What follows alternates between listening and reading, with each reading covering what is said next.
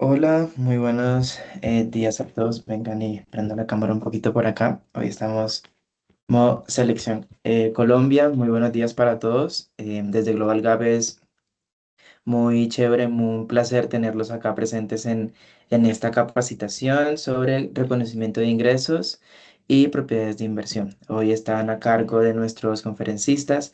Les voy a hablar un poco sobre ellos. Ella es Natalia Arias. Ella es especialista contable, especialista en normas internacionales, especialista en revisoría fiscal, parte de nuestro equipo de BPO, siendo la directora del outsourcing contable en nuestra firma.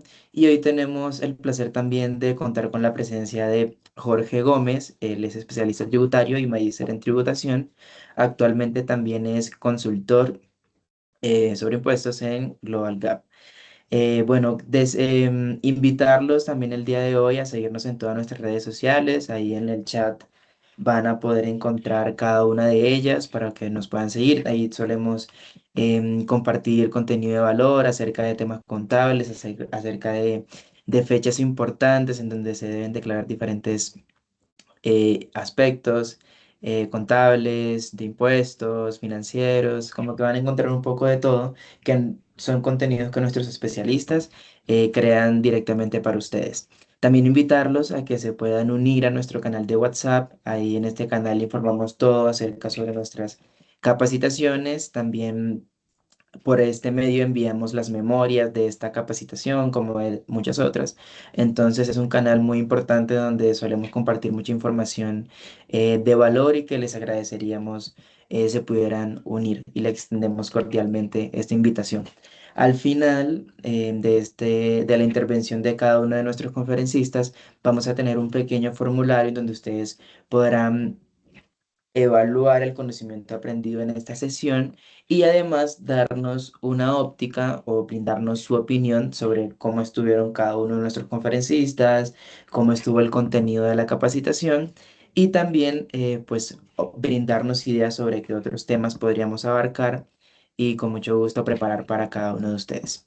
También en el espacio de preguntas los invitamos a levantar su mano, a las personas que se sienten más cómodas dejándolas en el chat, pues nos las pueden dejar en el chat, pero hoy, el día de hoy, vamos a estar muy pendientes de que si a ustedes les nace y quieren tener una intervención por micrófono, encender su cámara, vamos a estar muy pendientes para poder darles y permitirles ese acceso y poder tener su intervención, ya sea por cámara y activando su micrófono. Como se sientan más cómodos, igual también podemos estar pendientes en el chat. Sin más nada que añadir, le damos la invitación a nuestros conferencistas. Bienvenidos Jorge, bienvenida Natalie. Juan, muy buenos días para todos. Para mí es un gusto acompañarlos el día de hoy. Hoy estamos todos en modo selección Colombia, entonces pues desde ya le auguramos a la selección los mayores éxitos en el partido de hoy y pues a nosotros también esperamos que hoy nos vaya muy bien en compañía de ustedes, pues hablando un poquito de estos temas que consideramos importantes y relevantes no solo a nivel contable, sino también es importante tener en cuenta pues las implicaciones que se pueden, que implica tener este tipo de ingresos y de reconocimientos en nuestras contabilidades. Entonces, pues hoy vamos a hablar un poco sobre el valor realizable, el método de participación patrimonial y las propiedades de inversión. ¿Y por qué seleccionamos estos temas para tratar con ustedes el día de hoy? Uno, porque pues estamos viendo actualmente que las compañías están buscando diferentes alternativas, diferentes medios para optimizar sus recursos, para generar mejores rentabilidades y utilidades en los estados financieros. La mayor parte de las operaciones que nosotros hacemos pues van muy de la mano del desarrollo del objeto social de cada una de las compañías en las que nosotros pertenecemos. Sin embargo, en el mercado pues hay diferentes alternativas que también ayudan a las entidades a optimizar y a generar unas nuevas fuentes de ingreso. Eso lo vemos muy de la mano del tema del método de participación patrimonial y de las propiedades de inversión.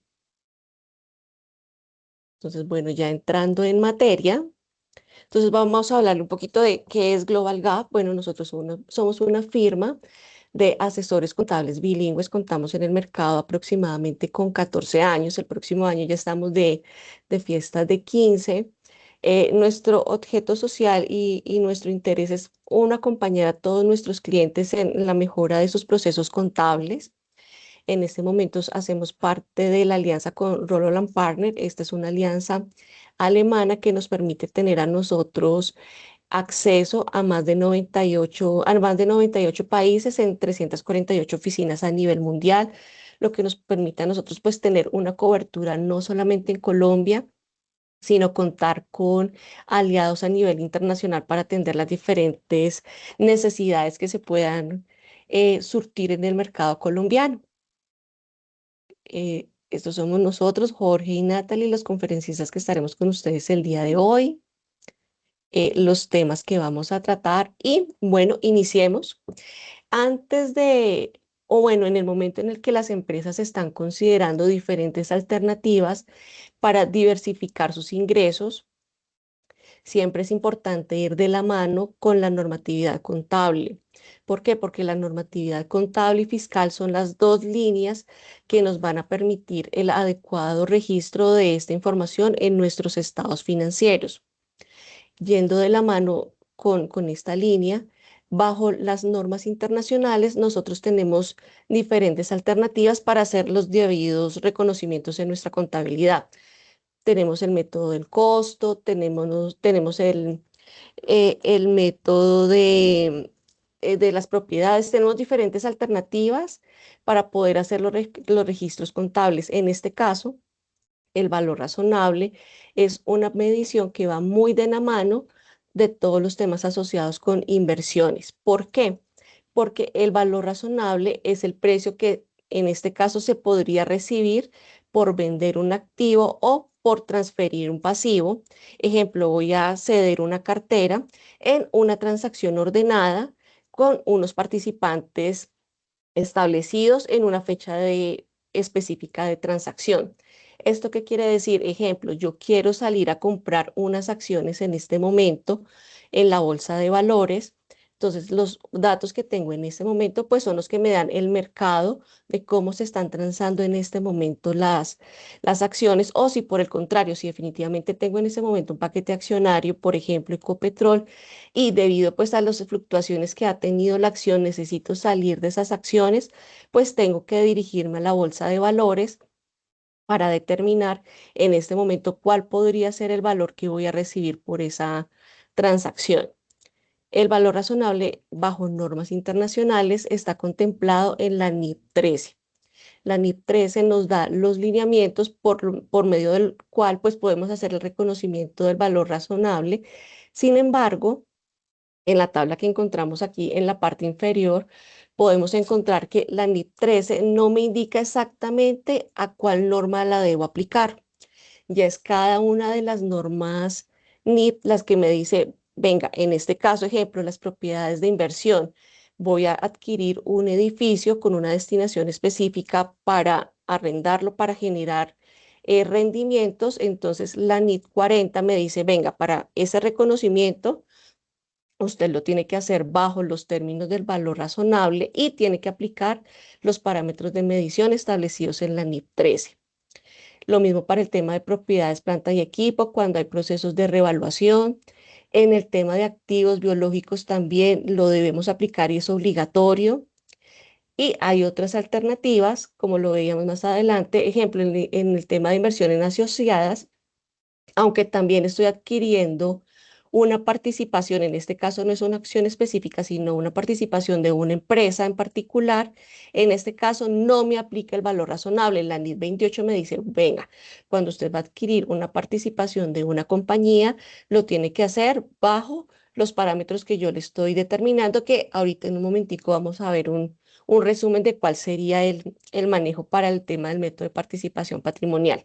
Entonces, en este caso, ya la invitación con el tema del valor razonable es, uno, identificar qué tipo de operación quiero hacer en mi compañía y validar bajo la norma cuáles son las diferentes alternativas que tengo para poder realizar el reconocimiento y cuál es la más favorable. O si definitivamente, como en el caso específico de los activos biológicos, es obligatorio.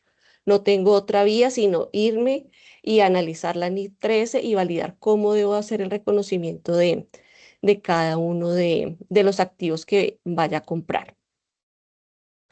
Bajo la NIC 13, ¿qué me indica? La NIC 13 me dice, venga, cuando usted vaya a hacer el proceso de reconocimiento de un activo y vaya a hacerlo por el valor razonable, usted tiene que aplicar o tiene que hacer un análisis para determinar, según los enfoques que me da la norma, cuál es la mejor alternativa que tengo para poder hacer el reconocimiento. Entonces, en este caso, la NIC me da tres técnicas. Estas tres técnicas están en el enfoque de mercado, enfoque del costo y el enfoque del ingreso.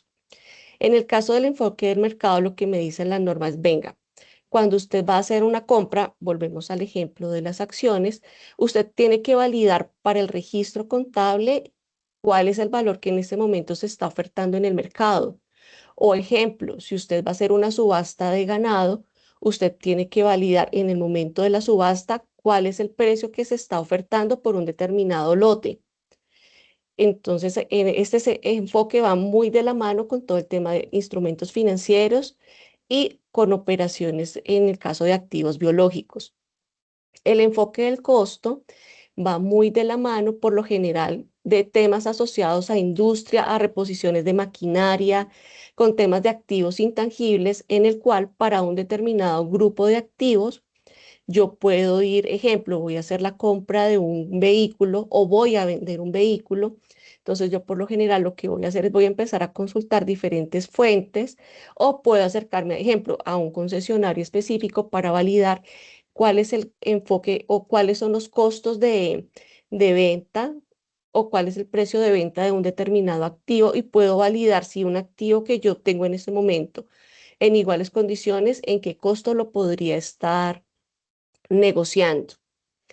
Y el enfoque de ingreso es un enfoque que está muy de la mano con los procesos de valoración que se hacen en las compañías cuando hay temas de ventas de entidades en las cuales partimos no de la información que está en el mercado, no tenemos un costo o un sector específico al cual yo me puedo dirigir cuando, ejemplo, quiero comprar una entidad, sino que empiezo a hacer análisis sobre la información financiera que tengo de la entidad.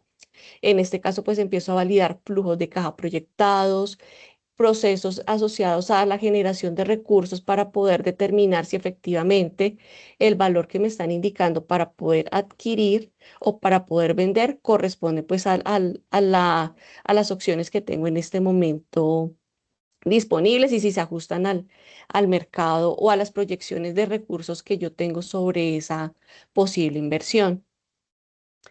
Adicional a estos tres niveles, también existen tres puntos de jerarquía, otros también niveles de jerarquía para poder realizar las diferentes alternativas y para poder determinar cómo debo realizar y cuál es la mejor alternativa para poder realizar el cálculo del valor razonable.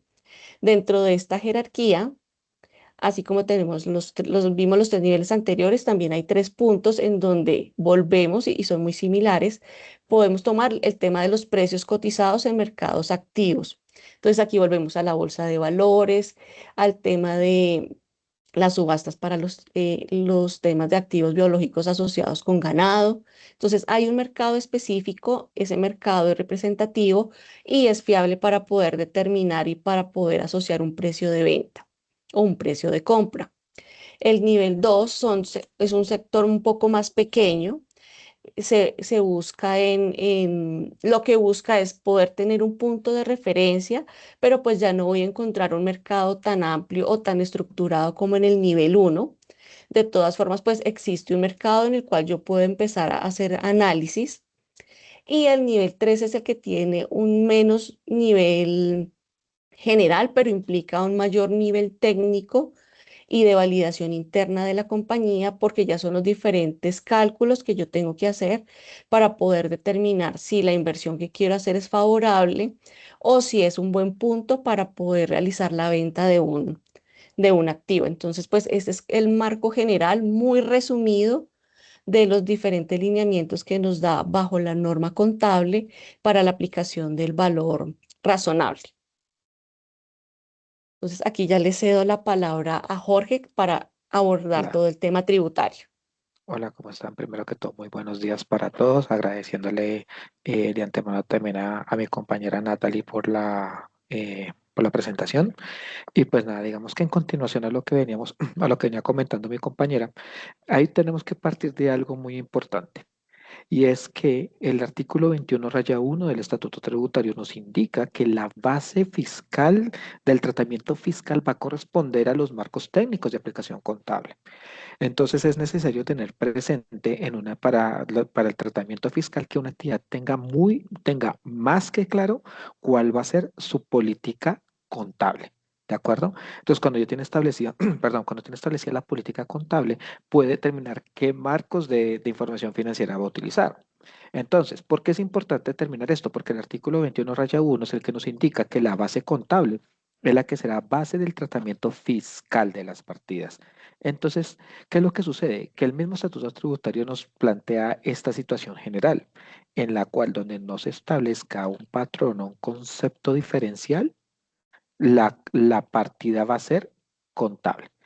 Pero el mismo estatuto tributario nos lo indica. Hey, es importante tener presente que para efectos fiscales va a predominar el criterio fiscal diferenciador. Es decir, si no hay nada especial, nos vamos hacia lo contable. ¿Listos? Entonces partamos de esa premisa. Si no hay nada específico, partimos desde el punto de vista contable. Y como partimos desde el punto de vista contable, nos toca buscar las excepciones.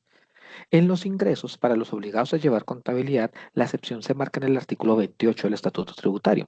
Entonces, si nosotros miramos el artículo 28 del Estatuto Tributario, lo primero que nos va a indicar es que el tratamiento fiscal es el contable, excepto en unos casos determinados, y comienza a darnos unos casos que son muy especiales y muy particulares para el reconocimiento fiscal del ingreso, independiente de la concepción de ingresos que se maneje en el marco técnico contable. Entonces, ¿qué es lo que sucede acá? Que el numeral quinto del artículo 28 nos indica que las mediciones que se realicen a valor razonable, sea por la NIC 13, sea por activos biológicos, sea por propiedades de inversión, sea por intangibles, sea por cualquier otro grupo de valoración contable que se haga con relación al valor razonable, fiscalmente no va a tener una aplicación fiscal. Entonces, eso es importante tener presente, no va a tener una aplicación fiscal. ¿Por qué? Porque el artículo, a ver, los activos se dividen en dos grandes grupos. El activo fijo, que es el que no tiene intencionalidad de venta, y el activo movible, que es aquel que se tiene con intencionalidad de venta. Esta clasificación está en el artículo 60 del Estatuto Tributario.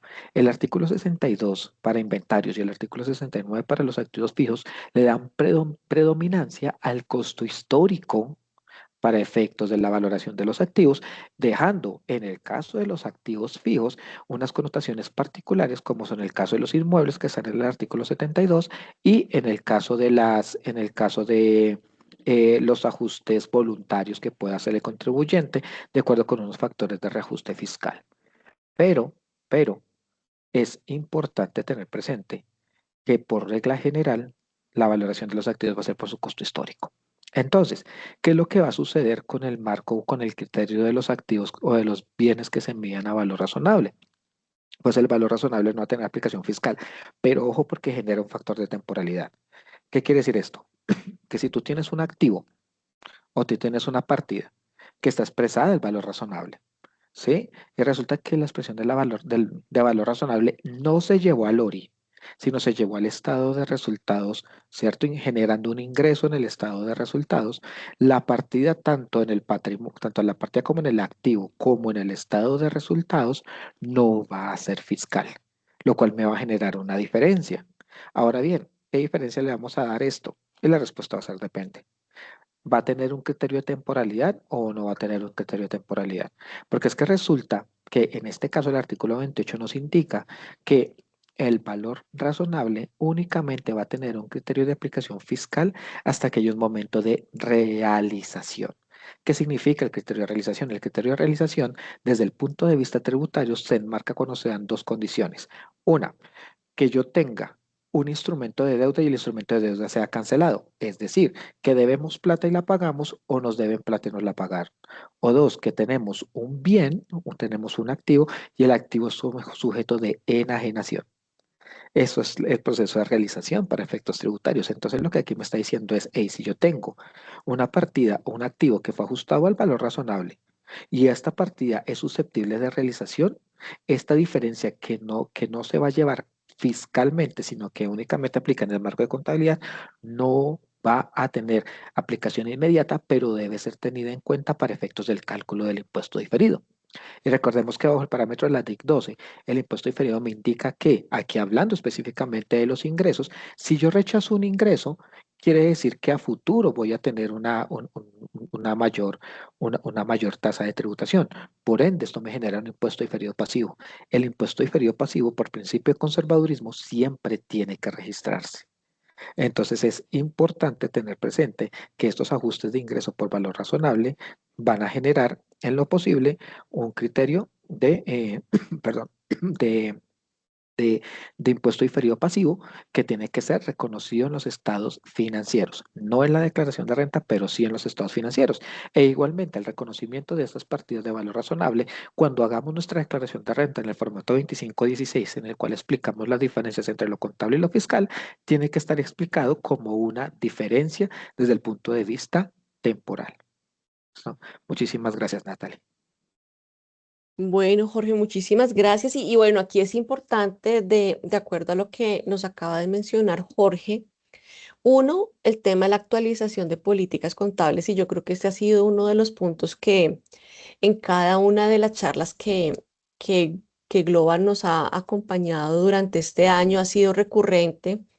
Y es siempre que nosotros al interior de las organizaciones tengamos actividades nuevas, se quiera, ejemplo, realizar una compra de acciones, se quiera realizar un tema de compra de propiedades de inversión, y si esta es una actividad nueva que anteriormente no se venía ejecutando, uno de los primeros puntos que tenemos que entrar es primero revisar cuál es el marco normativo que me aplica para esa determinada actividad.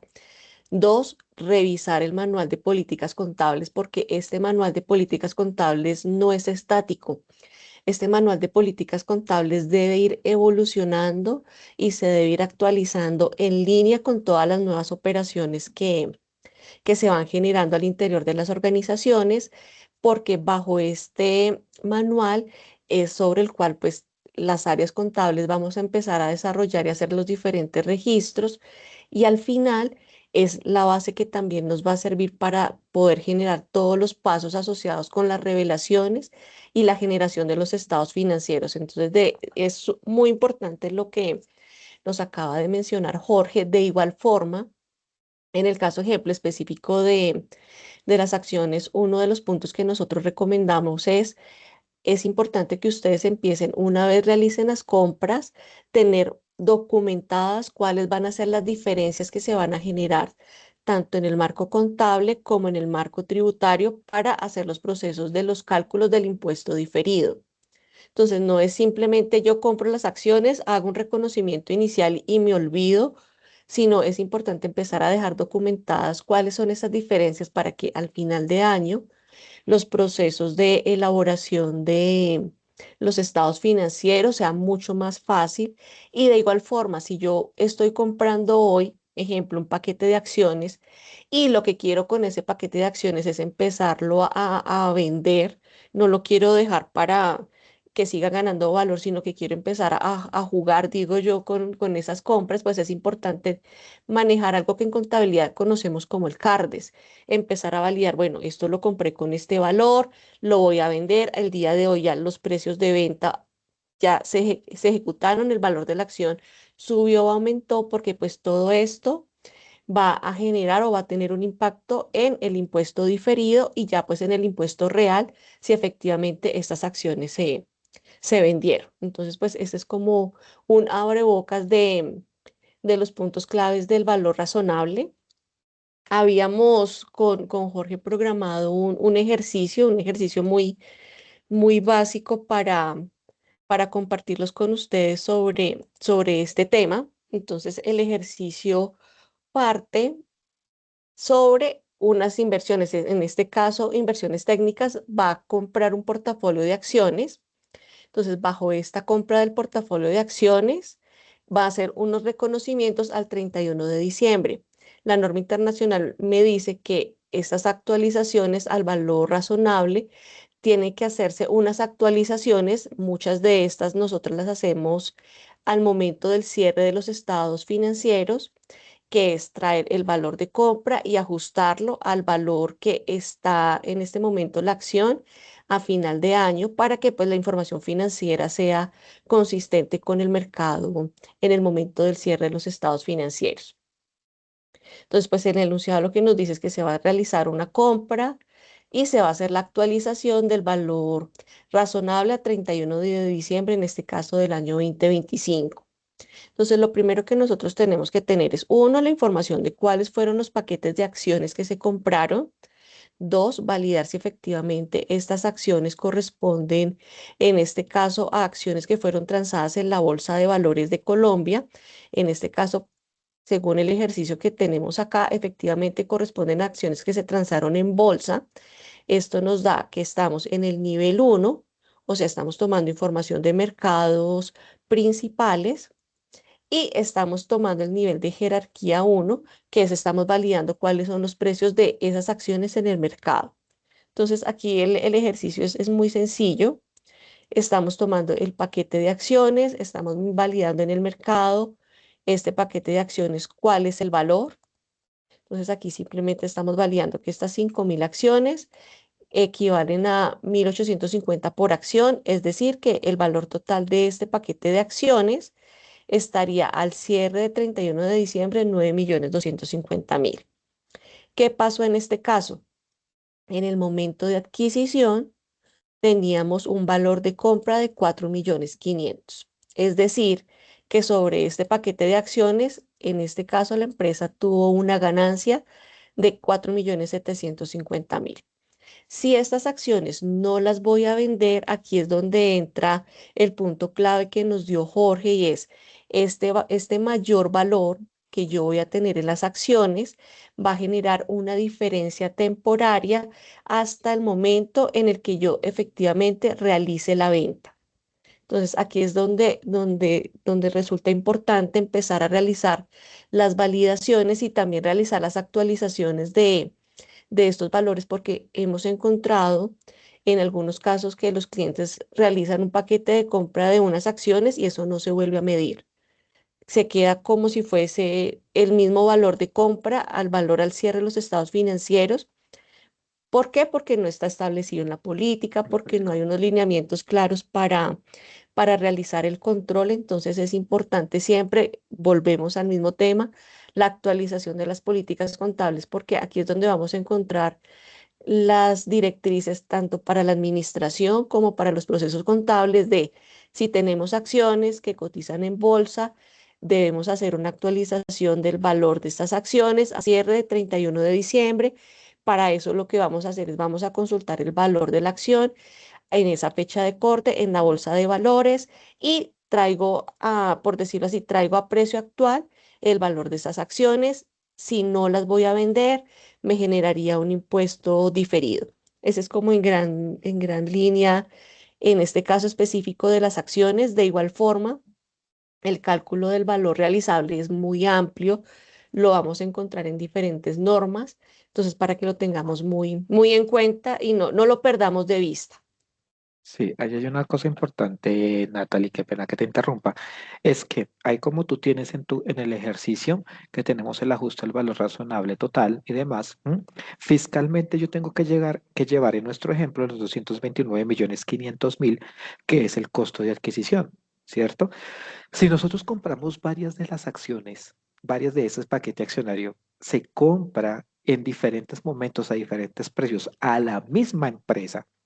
Entonces, en ese caso, nos toca referirnos al Estatuto Tributario del Costo de las Acciones, que ya sería el artículo 76, que me dice que tengo que hacer un promedio, como tú lo mencionabas, en un tipo de cártex. Entonces, en este caso, si yo tengo una variación del valor razonable y en este caso que me está generando un ingreso, ¿cierto? Un ingreso de 25 millones de pesos, en nuestro ejemplo, estos 25 millones de pesos nos generarían ¿qué? Un impuesto diferido pasivo, toda vez que estamos reconociendo fiscalmente, perdón, no estamos reconociendo, estamos eliminando fiscalmente el reconocimiento de ese ingreso. Entonces ahí es importante tenerlo presente. Esta es la medición bajo el método del costo, toda vez que no hay control sobre las inversiones. Entonces, tener muy presente que en este caso, que si tenemos un ingreso, tenemos que hacer la medición del impuesto diferido pasivo. En el caso hipotético contrario, que sabemos que no es el tema, pero en el caso hipotético contrario, en el cual por el valor razonable se cae el valor de las acciones con relación de su precio de compra, entonces me generaría una pérdida por valor razonable y esa pérdida no sería fiscal, sino únicamente hasta el momento de la enajenación. Pero para el reconocimiento de un impuesto diferido activo, si es imperativo, por principio de conservadurismo, tener presente si hay posibilidad de realización de esa inversión. ¿Listo? Muchísimas gracias, Natalie. Bueno, no sé si hasta aquí tengamos alguna pregunta, alguna duda en el chat, sino para continuar con el otro tema. No, Nata, no hay dudas Por el por ahora. momento no.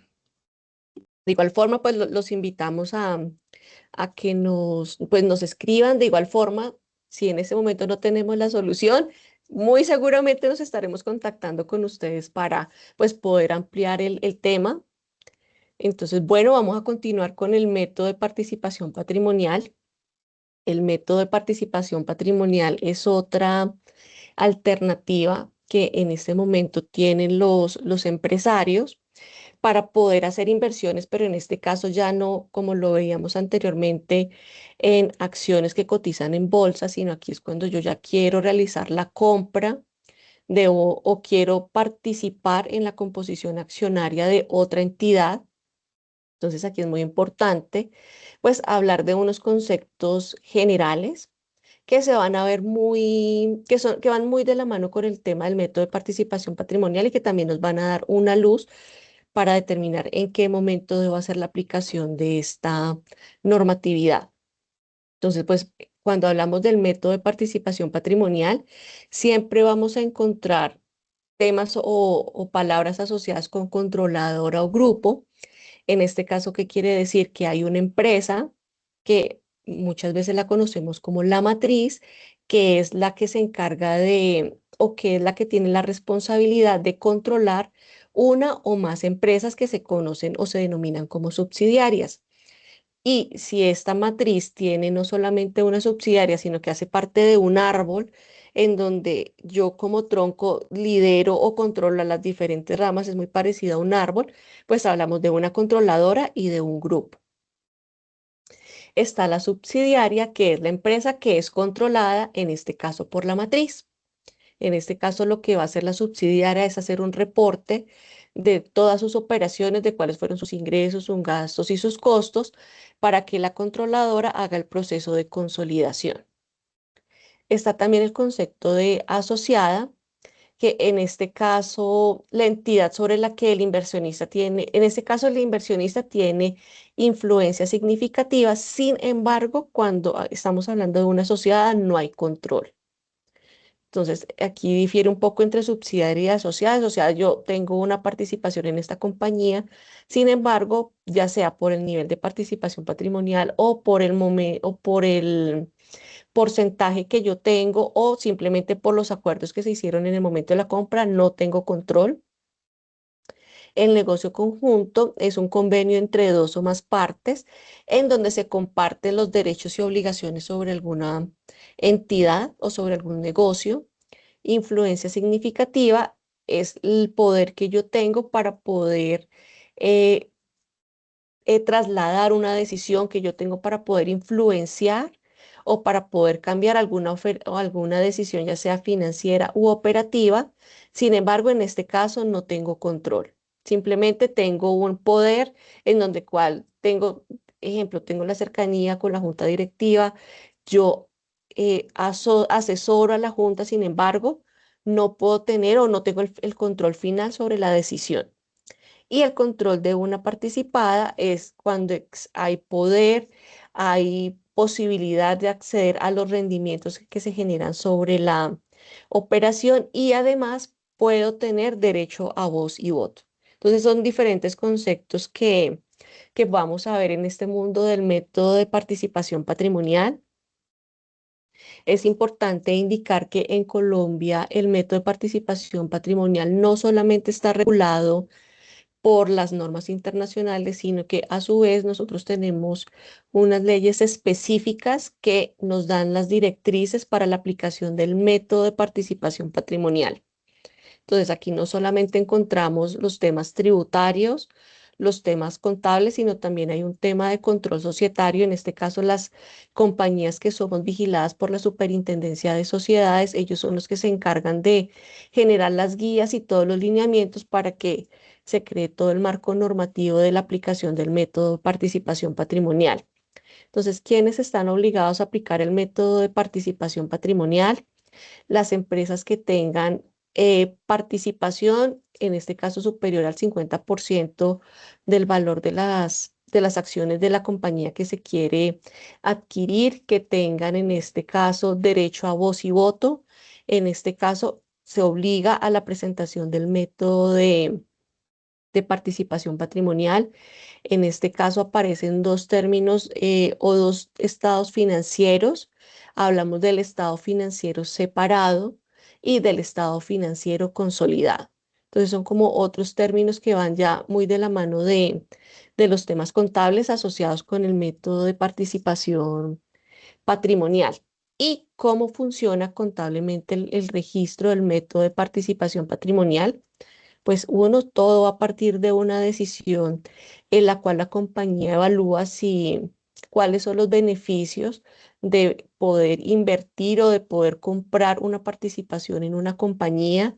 Se valida que efectivamente el porcentaje corresponda pues a los lineamientos que nos dan para poder hacer el proceso de consolidación, que tengamos derecho y voz y voto. Y en este caso, pues se define el valor. Una vez se define el valor, nosotros, ¿qué vamos a hacer? Vamos a registrar en el estado financiero la inversión contra un desembolso que vamos a tener muy seguramente del banco. Esa va a ser la partida inicial que vamos a tener con el método de participación. Reconocemos la inversión y reconocemos el pago que se hizo o la cuenta por pagar para esa inversión. El paso siguiente es una vez se finalice el año y también de acuerdo a las políticas contables para el cierre de los estados financieros de la entidad que compró, se tiene que empezar a hacer un análisis de cuál fue el resultado que generó la empresa que yo compré. Es importante en este caso tener la relación o el estado financiero de la empresa que yo compré para poder determinar cuáles son sus activos, sus pasivos, cuál fue el patrimonio y cuál fue la utilidad que me generó esa inversión, porque esa información yo después la tengo que trasladar a mis estados financieros. Entonces, en el estado financiero inicial, que lo veamos más adelante, en el estado financiero separado, yo voy a tener la inversión. Ya en el estado financiero consolidado, voy a tener las partidas o ya el resultado de la operación que generó la empresa que yo adquirí. Esto se llama un proceso de consolidación de estados financieros que hoy no nos da, Jorge, el tiempo para explicarlo a detalle. Sin embargo, pues lo queremos dejar sobre la mesa para que ustedes lo tengan en cuenta. Por lo general, si tenemos hoy la compañía de gerentes, de directores financieros y ya en estos momentos están evaluando proyectos de inversión y en la mente tienen, bueno, queremos realizar la compra de una compañía, pues para que no pierdan de vista los temas normativos y cuál debe ser como la línea de actividades que se tendrían que ejecutar a nivel contable y tributario para poder realizar el adecuado registro de este método de participación patrimonial. Entonces, Jorge, de este punto, algo a nivel tributario que debamos tener en consideración si estamos en este momento validando la oportunidad de realizar una inversión en otra compañía. Sí, ahí hay varios aspectos que toca tener presente con el método de participación patrimonial y es que desde lo tributario, así como haciendo una extensión a lo que veníamos diciendo ahorita. El mismo numeral cuarto del artículo 28 nos establece que el método de participación patrimonial no va a ser, no va a ser base de, no va a ser fiscal, ¿de acuerdo? Es decir, no, cuando yo haga este ajuste contablemente, que me afecte el estado de resultados, obviamente no lo voy a llevar en mis estados fiscales, en mis saldos tanto del activo como en los estados, como en el estado de resultados. Entonces el método de participación patrimonial no va. Pero aquí hay una cosa muy particular y es que más allá de la generación del método de participación patrimonial, que lo que hace es incrementarme el valor del activo, que es la inversión, contra un incremento en el estado de resultados. El incremento, este valor del activo se va a mover por movimientos patrimoniales tales como entrega de dividendos, por ejemplo. Es decir, cuando tú tienes una inversión en una sociedad bajo la cual llevas el registro del método de participación patrimonial, es importante tener presente que, que ese registro primero no constituye un método de valoración especial de las inversiones. ¿Sí? Entonces, ¿qué quiere decir esto? El artículo 172 nos indica que cuando tú tienes unas inversiones, tú tienes que reconocer el valor de la inversión al costo histórico o si estás obligado a un método especial de valoración, reconocerlas a ese valor especial. Pero ya inclusive la DIAN, ya inclusive ya está el Consejo Técnico, se han pronunciado diciendo que ni el método del costo ni el método de la participación patrimonial son formas especiales de valoración, son métodos de contabilización. Entonces, el método de participación patrimonial ni el método del costo son indicativos fiscales para llevarlos a la declaración de renta. Entonces, pues nosotros veníamos diciendo que cuando tú incrementas el valor de la inversión y resulta que esa inversión o tú la enajenas o esa inversión te paga dividendos, el monto de la inversión va a disminuir, ¿cierto? Entonces, ¿qué es lo que va a suceder? Bajo esa premisa del pago de dividendos o de la posibilidad de la enajenación, es que los ingresos bajo el método de participación patrimonial te generan un impuesto diferido. Entonces toca tener eso ahí muy presente. Si también te van a generar una base del impuesto diferido. Perdón. Ahora bien, resulta que para que te genere un método, un impuesto diferido, debe tener un criterio de temporalidad. Entonces, el ingreso por el método de la participación patrimonial, ¿sí? Sí va a tener el criterio de la temporalidad por la distribución de los dividendos o la enajenación de las inversiones.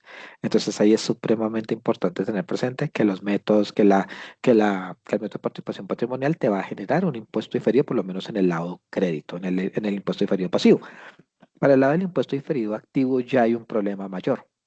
Y es que en el caso del gasto, que no es el tema, que luego pues obviamente si de pronto se nos da la oportunidad, Natalia, de dictar una conferencia sobre el tema de consolidación de estados financieros, cuando tú tienes el gasto para el método de participación patrimonial, el gasto de método de participación es una diferencia permanente según el numeral 2 del artículo 105. Entonces es importante tener en cuenta esos factores de temporalidad para efectos del gasto, lo primero. Y lo segundo, tener presente que cuando nosotros calculamos en los responsables del impuesto sobre la renta, algo que se llama la tasa de tributación depurada, que es el famoso impuesto mínimo del 15% que el año pasado nos dio tanto de hablar, nos dio mucho tema de conversación, resulta que esta tasa de tributación depurada que está reglamentada en el parágrafo sexto del artículo 240 toma como factor que detrae de la base de la utilidad depurada el ingreso por el método de participación patrimonial. Entonces es importante tener presente que si bien para el cálculo de tasa de tributación depurada tomamos el ingreso en base contable, de la utilidad contable antes de impuestos, y que normalmente una de las grandes críticas que se le hace a este cálculo es la tributación que puede llegar a generarse a partir de diferencias de corte temporal, el método de participación patrimonial sí tiene la exclusión expresa. Entonces es importante que tengamos eso tú ahí presente. ¿Listo? Muchas gracias, Natalie. No, Jorge, a ti muchísimas gracias. Y aquí de nuevo la invitación es nosotros como procesos financieros siempre tenemos que ir muy de la mano de nuestros gerentes para validar cuáles son las nuevas alternativas o cuáles son los nuevos proyectos que se tienen a nivel organizacional, porque muchas veces, o suele suceder, por lo general las áreas contables somos las últimas que nos enteramos y durante estos procesos de inversiones y de compras empiezan a quedar muchos temas, no solamente a nivel contable, sino a nivel tributario, que van a tener un impacto en los resultados finales de la inversión. Entonces, la idea siempre es no a quedarnos solamente a nivel de registro y de presentación de las diferentes alternativas y de las diferentes, pues, actividades que nosotros hacemos que están muy enfocadas en lo que hacemos hoy en día para generar unos estados financieros a futuro, sino empezar a validar también cuáles son las operaciones de inversión que se quieren hacer para poder hacer pues un adecuado acompañamiento y pues poder tener en general el marco de cuáles son los aspectos contables, los aspectos legales y los aspectos tributarios que se tienen que abordar para no encontrarnos con sorpresas cuando estemos o haciendo el cierre de estados financieros o haciendo las liquidaciones y presentaciones de las declaraciones de impuestos, porque como lo ha mencionado muy bien Jorge, tanto los cálculos que hacemos con el valor razonable, con el tema de método de participación y lo que vamos a ver en el momento de las propiedades de inversión van a tener un impacto en los impuestos diferidos y esto a su vez me va a impactar la tasa mínima de tributación y el impuesto de renta. Y bueno, vamos a repasar así rápidamente qué es una propiedad de inversión que también tiene un impacto con los cálculos asociados con el valor razonable y que muy seguramente podemos encontrarnos con esos aspectos a nivel contable. Entonces, ¿qué es una propiedad de inversión? Entonces, las propiedades de inversión siempre van a ser inmuebles, terrenos, edificios, fincas, como lo vemos aquí en la diapositiva, tengo un edificio en los primeros pisos, funciona mi empresa, pero tengo unos pisos adicionales que los puedo arrendar. Entonces, este sería un activo mixto que tiene propiedad, planta y equipo, que es donde yo desarrollo mi objeto social y adicional tiene una fracción que se considera propiedad de inversión. Entonces, propiedad de inversión, un inmueble del cual yo espero generar un beneficio económico, ya sea por medio de plusvalías, ya sea porque lo voy a arrendar, ya sea porque por lo general está muy asociado con el tema de arrendamiento y con el tema de lo voy a dejar como anteriormente se conocían los lotes de engorde para. Aquí hay un proyecto, por lo general eso en Bogotá fue muy conocido con el tema de las zonas francas. Aquí se va a construir algo, voy a comprar un lote y espero que ese lote vaya generando un valor a futuro sobre el cual yo pueda tener unas rentabilidades. ¿Qué se incluyen dentro de las propiedades de inversión? Los terrenos para plusvalía a largo plazo. Tengo un terreno, pero todavía no sé qué quiero hacer. No sé si quiero construir, no sé si quiero venderlo. Lo tengo ahí como, es una inversión, pero está como en stand-by. Tengo un edificio y lo quiero arrendar. O tengo, como lo veíamos, como les comentaba hace un momento, tengo un edificio, tengo mis oficinas, pero tengo unos pisos o tengo unos espacios que pudiese alquilar, que no es una propiedad de inversión. Si yo ya tengo definido que voy a comprar una casa y que esa casa la voy a revender, eso no es una propiedad de inversión, sino ya es un inventario que tengo para la venta. Si tengo un activo que estoy construyendo hasta que el activo no esté totalmente finalizado, pues será una propiedad, planta y equipo. Si tengo mis oficinas y en mis oficinas tengo mi almacén, tengo mi planta de producción, tengo mis oficinas administrativas, esa no es una propiedad de inversión, sino es una propiedad, planta y equipo. O si tengo un inmueble que lo tengo arrendado a una subsidiaria o a una asociada, aunque sea un arrendamiento, no es una propiedad de inversión porque lo estoy arrendando digamos, a otra compañía que hace parte del grupo. Entonces, es para tener como esos aspectos claros. Y aquí viene el tema del reconocimiento y medición inicial. Entonces, en el momento inicial, cuando yo voy a adquirir una propiedad de inversión. Entonces aquí vamos a tomar el precio de compra, cuáles son los valores que en ese momento me está dando el mercado, lo que efectivamente me costó, ejemplo, la compra de ese inmueble. Adicional, puedo sumarle en este reconocimiento inicial todos los costos asociados a la compra del inmueble. Si hay temas de escrituración, si hay temas de pago de impuestos, todo ese, por lo general son temas legales asociados con temas notariales. Eso me va a formar parte de ese valor del reconocimiento inicial de la propiedad de inversión y pues todos los temas o gastos en que incurre la entidad para dejar esa propiedad lista para arrendar o entonces si es necesario cambiar pisos, todos los gastos y todos los costos en los que se incurra para que esa propiedad de inversión pueda generar pues los rendimientos que yo estoy necesitando van a ser parte de ese costo inicial. Entonces, Jorge, no sé si hasta acá, frente a los temas tributarios, tenemos algunas Sí, diferencias o algunos aspectos a tener en cuenta. sí, yo estaba súper ansioso, así súper adelante llegar al tema de las propiedades de inversión. Las propiedades de inversión, digamos que van en línea también en el artículo 28 en el reconocimiento del ingreso con el tema del numeral 5. ¿Por qué? Porque, pues, como tú lo mencionaste, las propiedades de inversión se tienen que ajustar al método a valor razonable, ¿cierto? Entonces, se tienen que ajustar a un valor razonable primero. Lo segundo, no son depreciables contablemente. ¿Cierto? Sino que se tiene que ir ajustando a una propiedad de inversión, a un valor razonable, perdón. ¿Qué es lo que sucede desde el punto de vista tributario? Y es que aquí sí ya tenemos unas diferencias que ya no son menores, ¿cierto? Entonces lo que va a suceder es que desde el punto de vista fiscal, cuando yo tenga, cuando yo tenga,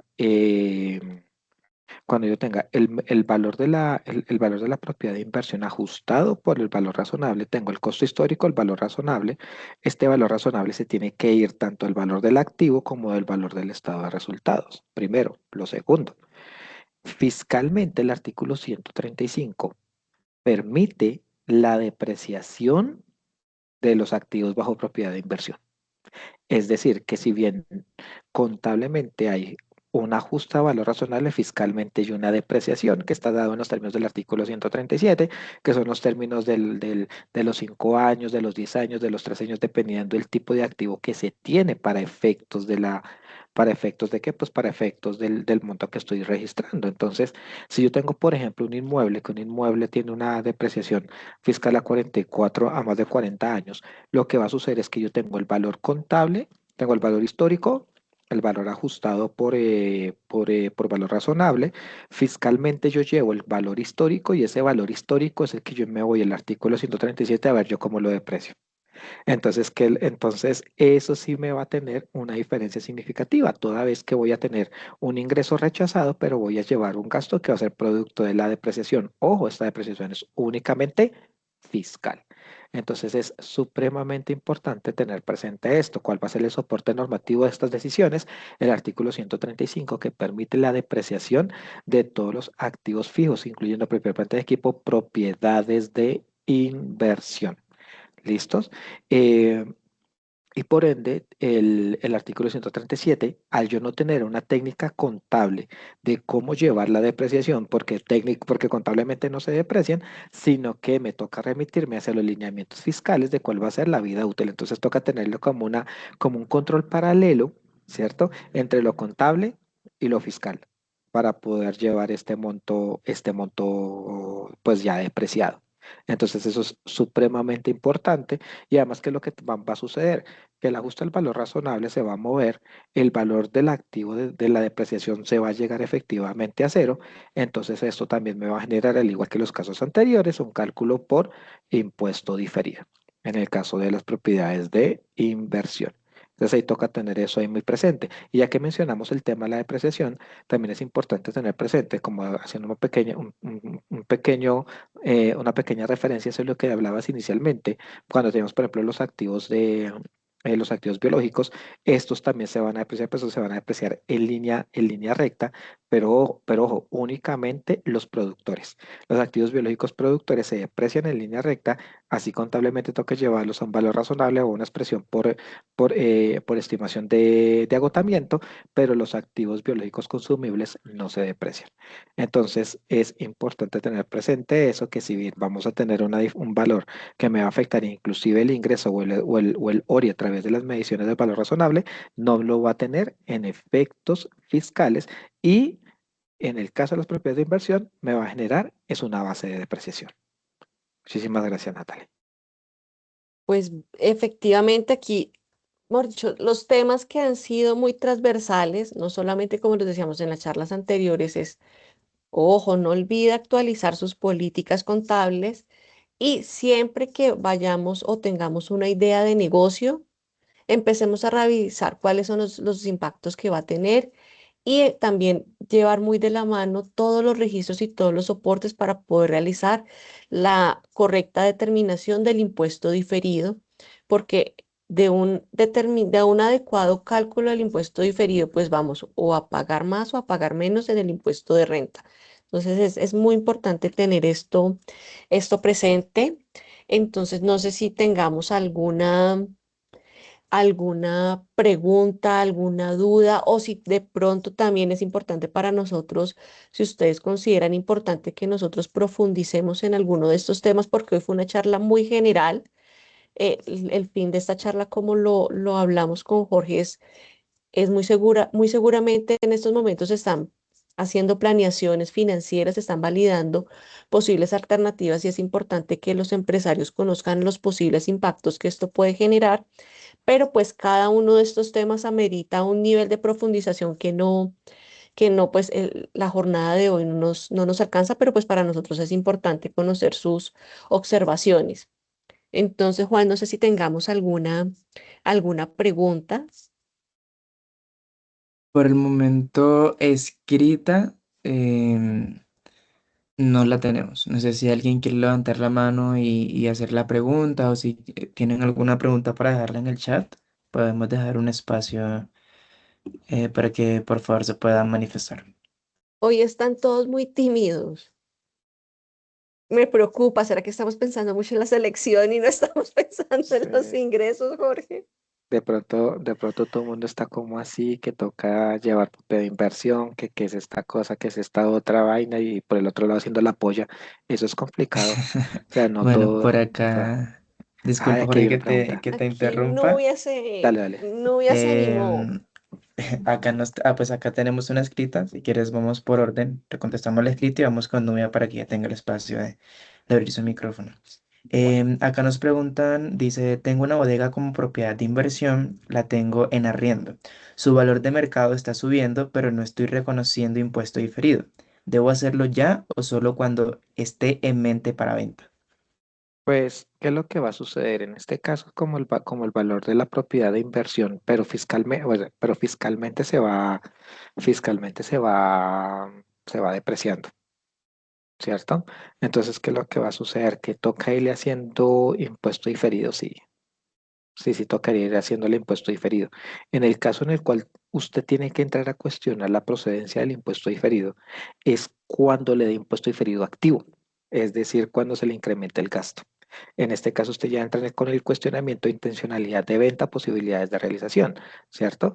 Pero si le genera impuesto diferido crédito, toda vez que el valor está generando un incremento en el valor razonable, pero por el otro lado fiscal está generando una disminución por el tipo de la depreciación, entonces sí sería necesario entrar a evaluar, pero en principio si el impuesto diferido le da pasivo, sí señora, lo tendría que entrar a reconocer. Listo. Listo, Juan. Aquí una persona. Listo, Jorge, muchas gracias. Sí. Nubia, nosotros ya te colocamos como parte de los presentadores, así que podrías abrir tu micrófono. Buen día, ¿cómo están? Muy bien, Nubia, gracias a Dios, muy bien. ¿Y Nubia cómo ha estado? Bien, gracias a Dios. Ah, bueno, Este, cuéntanoslo todo, Nubia. bueno, yo maravillada con la manera que ustedes explican. eh, y la verdad es que para nadie es un secreto que el talón de Aquiles para los contadores ha sido las normas internacionales. O sea, interpretarlas ha sido complejo cuando hemos venido como en la vieja data, una tradición de decirnos cómo debemos hacer las cosas y no llevarnos a la hermenéutica, a analizar, a interpretar. Entonces, por ejemplo, dos cositas muy puntuales. Ustedes, o sea, cuando, porque tiene, creo que dos líneas cuando la propiedad, planta y equipo, o como se llame ahora que se me escapa el nombre, cuando se usa propiedad de inversión y cuando en el leasing, ¿cuáles son las características? ¿Sí? En este De la, caso, exacto. digamos, es importante, bueno, es propiedad, planta y equipo cuando es para uso propio. En este caso yo tengo, siempre vamos a hablar de inmuebles en propiedades de inversión. Entonces, primero, inmuebles. Dos, que estén destinados para generar rendimientos vía arrendamiento o vía plusvalía o vía valorización. Entonces, en este caso, eso es como las primeras características de la propiedad de inversión, porque en el caso de propiedad, planta y equipo, yo puedo tener una edificación, pero esa edificación solamente es para el desarrollo del objeto social, ya sea porque está el punto de venta, porque está la fábrica, porque está el Para almacén, explotar la actividad. para explotar la actividad, y en este caso, sobre el inmueble, lo que vamos a hacer es una depreciación. Entonces, yo no voy a generar ningún rendimiento, lo que voy a generar es un gasto vía depreciación. Entonces, aquí es donde me voy para donde Jorge, me voy para los temas tributarios, y entonces es donde empieza a surgir el tema del impuesto diferido. Entonces, ese es como el principal lineamiento que tenemos ahí. Bueno, y la depreciación, o sea, eso confunde mucho. ¿Qué tipo de depreciación manejan en ambos horizontes? En Porque es el, que todo eso confunde, puesto que sí, la gente, honestamente, vamos a ser muy sinceros. O sea, nosotros los contadores nos falta tela para cortar en este tema tan relevante que ya está, que se viene martillando en todas las actualizaciones que hay sobre el tema, en los estados financieros, en las notas, y la gente, y me incluyo, no sabemos aún cómo manejarlo. Entonces yo pienso que es un tema de conceptualización, donde la norma nos llegó así y ahorita nos llegan las normas de sostenibilidad, y realmente sigue siendo un palo en la rueda para muchos. Ustedes, por ejemplo,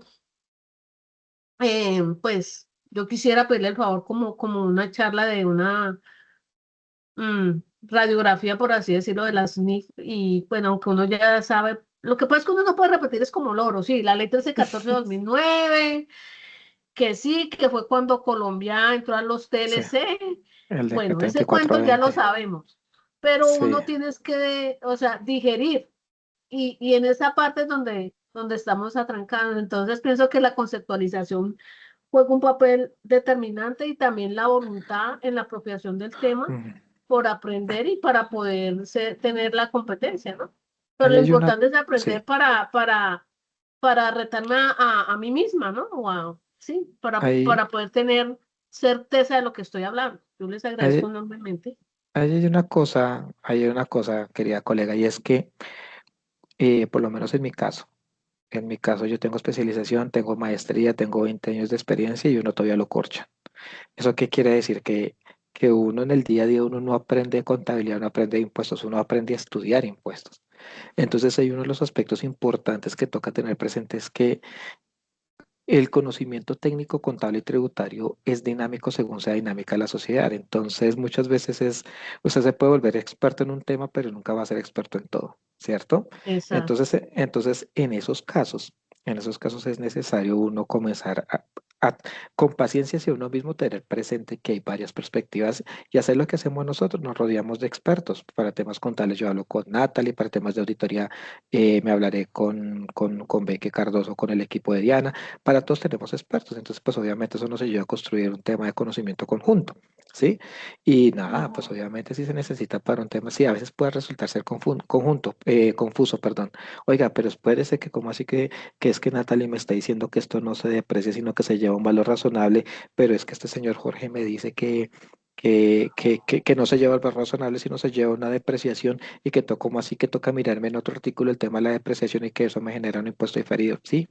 Entonces, pues obviamente eso parte de la experiencia y demás, sí, claro, pero y pues obviamente, inclusive dentro de los temas sugeridos que puede tener, que se nos pueden sugerir, es esto de decir, oiga, es que yo tengo dudas, por ejemplo, querer un caso, un taller, algo particular sobre, por ejemplo, el tratamiento contable y fiscal de las propiedades de inversión, en los cuales se puede mirar desde un punto de vista más práctico cómo llevarlo y demás, cómo llevarlo inclusive en el formato 2516, entonces también nos podemos tener en cuenta para esa asesoría.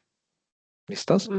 Sí, muchas gracias. Y la otra parte lo debe hacer uno que está ávido del conocimiento y de entender a grosso modo el tema por el cual ustedes se pasean como peces en el agua, aún en el entendido que en el día a día se va aprendiendo más. Entonces, pues yo pienso que la conceptualización es relevante y a veces uno lo entiende más cuando lo habla así que buscando ¿en qué? En ChatGPT o buscando en los libros, porque de verdad, esos son unos conceptos muy técnicos. Y fuera de eso, pues, o sea, menos mal existe el WhatsApp y esa virtualidad, porque, pues, yo vivo en el municipio de Cartago Valle y aquí no es que haya mucho contador que tenga apropiación de este tema tan necesario y tan presente en la contabilidad. Muchas gracias. No, con todo Bueno, gusto, no. sí, la Cuéntame. depreciación, eso, lo de la apreciación. Me iba a decir.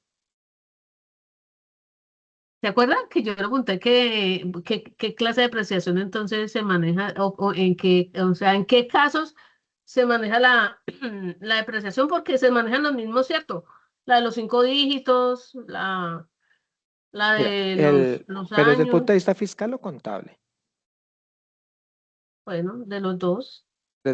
Porque mire, la depreciación contable se hace de acuerdo con la técnica contable. ¿De acuerdo? Es decir, que usted lo que va a decir es, hey, yo tengo una depreciación desde el punto de vista contable según mis análisis técnicos y demás, voy a dejarlo, va a hacerlo, TIN, a cierta vida útil. ¿Listos? Entonces, en ese caso, pues obviamente usted ya determina con su técnica cuál va a ser el De proceso depreciación. de depreciación contable. Fiscalmente, el artículo 135 te determina que la depreciación fiscal va a ser contable. Va a ser la misma contable. Entonces ya no tenemos todos estos métodos de la suma de los dígitos de los años y demás. No, eso ya no existe. ¿Qué es lo que te va a decir ahora el estatuto tributario? Tú te vas al 137 y te va a decir el artículo 137 que tu depreciación fiscal es la contable limitada al porcentaje que está ahí. No es una vida útil paralela como se manejaba hasta el año 2016. Entonces, ahorita tú simplemente vas a tener como base tu depreciación contable para luego hacer una limitación de acuerdo con el artículo 137 según la naturaleza del activo. Pero ¿Listos? bueno, eso a nivel de entregar informes al fisco, pero a nivel interno lo manejan de la misma manera, pues de acuerdo pues A la al política. criterio del contador, o sea, No, a no es libre, o criterio, No, no, sea, no, interno. no, no, no, Es no es como el criterio PUC. contable. no, aquí No. vamos desde la mano con la política contable, con la valoración y con el análisis que se hizo previo para poder determinar, ejemplo, este edificio, voy a durar en este edificio 30 años porque es la proyección que tiene el desarrollo del objeto social. Entonces aquí no es a criterio de nosotros porque nosotros por lo general no conocemos el 100% de las proyecciones y de las perspectivas del negocio, entonces aquí siempre es estos cálculos ir de la mano de la administración cuáles son las perspectivas que tiene de negocio a futuro y con base en eso hacer la construcción conjunta para poder determinar los plazos para poder realizar la adecuada depreciación. O sea que entre el contador y la administración construyen las políticas contables, que Mira una son las cosa, mismas Claro, que rigen la contabilidad y por ende los estados financieros. mira una cosa. El Ah, contador bueno. lo que toma de base la información son los marcos de información financiera para el detalle de la información de acuerdo con la naturaleza propia de su actividad económica. Entonces, ¿qué es lo que sucede? Que habrán cosas en las cuales sí toca asociarse con la gerencia, pero también nos va a tocar buscar una opinión experta. Porque, por ejemplo, si usted tiene un activo biológico, usted tiene una vaca lechera, y como esa vaca lechera no es una vaca cualquiera, entonces a usted le toca irse con un zootecnista a decirle, oiga, dígame usted, señor zootecnista, cuál va a ser la capacidad productiva que tiene el animalito. Y le va a decir, mire, usted tiene que hacer un pico de producción de esta forma para usted registrar contablemente un tipo de depreciación. Entonces, ¿qué es lo que pasa? Que no se trata simplemente de sentarse dos personas a establecer políticas contables, porque sí, Mm. sino que toca es identificar el negocio, toca identificar las características propias de la operación Y los y ya actores y los actores que van a pertinentes. participar, eso, claro. ¿Y por qué tiene que ser? Porque tiene que ser constante, las políticas tienen que ser constantes. Ah, bueno. Mil gracias. no a ti, Muy Nubia, por entendido. la participación. Esperamos Sí. verte en las próximas capacitaciones. Sí, yo lo sigo, yo le sigo el canal, me gusta mucho. Me alegra Entonces, mucho, Nubia. sí, de verdad, que esto es una forma de poder construir conocimiento a través de ustedes, que pues afortunadamente existen estos medios y bueno, yo pienso que como me dice también mi hermana, o sea, hay que sacar las bondades de todo lo que nos pasa y eso es lo que nos dejó el COVID, ¿no? La virtualidad, la manera de acortar distancias y poder resolver estos temas tan cruciales en la No, carrera. Muchas gracias. ¿La grabación llega a los correos o dónde la encuentra uno para volverlos a ver? pues antes de la grabación los invitamos a que sigan este QR. En este QR van a encontrar pues unas preguntas que nos van a poder generar a nosotros o nos para poder permitir determinar si generamos entendimiento sobre los temas que explicamos y también nos van a permitir identificar cuáles son los otros temas sobre los cuales ustedes necesitan información por parte nuestra para poder programar nuestras próximas capacitaciones. Entonces, lo primero es ingresar a este QR y diligenciar las preguntas y el cuestionario que se encuentra Ah, sí. disponible. Y otra cosa que me gustaría mucho, la planeación tributaria, porque de pronto ustedes están, no sé, más frescos, no sé cuándo terminaron, porque tienen mucha experiencia. Pero, por ejemplo, mucha gente de los que se están graduando ahora o que llevan 2, 3 años, no saben qué es planeación tributaria y conforme a la ley 2277, sí o sí ya debes establecerla, no es simplemente hacer unos anexos y ya, porque la situación del país y uno pues no quiere tocar el tema de la política, pero sí, no sabemos cómo vayan a ser el panorama, entonces sí o sí hay que hacer esa planeación tributaria. Que la gente dice, ¿y Claro eso que qué es? sí. Y cómo se hace, entonces sería bueno también esa parte. Yo les agradezco mucho. Claro que sí, Nubia, lo Sí, tendremos señora. muy en cuenta ¿para qué? Para nuestras próximas capacitaciones. Y también aquí les voy a compartir las redes sociales, que en estas redes sociales pues van a encontrar las memorias, van a encontrar la programación de los próximos eventos. Entonces pues la invitación también a que por favor nos sigan en nuestras redes sociales. En nuestras redes sociales compartimos temas de actualidad, información sobre los próximos eventos. Entonces para nosotros es un gusto que ustedes nos puedan acompañar en este canal de WhatsApp.